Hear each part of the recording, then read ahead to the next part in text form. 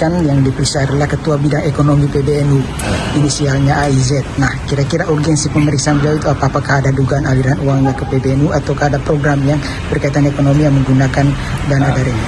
Ini ada dugaan aliran kepada yang bersangkutan. Nah, ini akan didalami. Maksudnya seperti apa, tujuannya untuk apa, kemudian bagaimana proses dan mekanisme aliran uang itu bisa terjadi. Nah, ini masih akan terus didalami.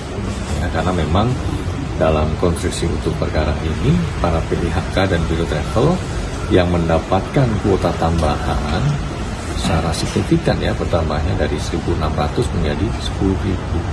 Ini kan kuota haji yang sangat besar yang kemudian dikelola oleh PHK sebagai efek, sebagai dampak diskresi yang dilakukan oleh Kementerian Agama.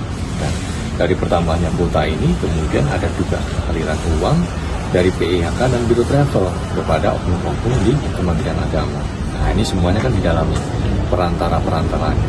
Kemudian seperti apa proses tahapan dan mekanisme juga aliran uang dari Biro Travel kepada oknum-oknum di Kementerian Agama. Berarti yang hari ini lebih ke personalnya bukan ke PBNU ya, Mas? Ya, saat ini masih terkait dengan yang bersangkutan. Gus, sedikit aja Gus terkait pemeriksaan hari ini. Tadi di dalamnya apa saja Gus? Aduh, itu yang berwenang beliau-beliau itu. Jadi kalau mau ada tanya ya ke beliau aja.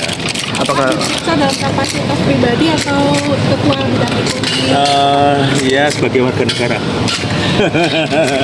Sebagai warga negara. Artinya ada aliran dana yang ke PBNU atau enggak? Sejauh ini enggak ya, enggak ada ya. berarti ke pribadi aja Mas ya? Hah? Aliran dana ke pribadi aja ada ya? Enggak tahu juga ya, mohon ditanyakan lagi. Kok nggak tahu sih, kan Bapak yang mengalaminya. Gimana? Pak, sini Pak, lewat nih Pak. Pak, sini Pak. Gus, ke sini Gus. Ke sini Gus. Gus, pintunya sini Gus. Mana? Sana ya? Lampan aja Pak. Lampu. Iya, kelewat lampan aja. KPK bilang ada aliran uang Pak ke Bapak dari kasus ini Pak. Enggak.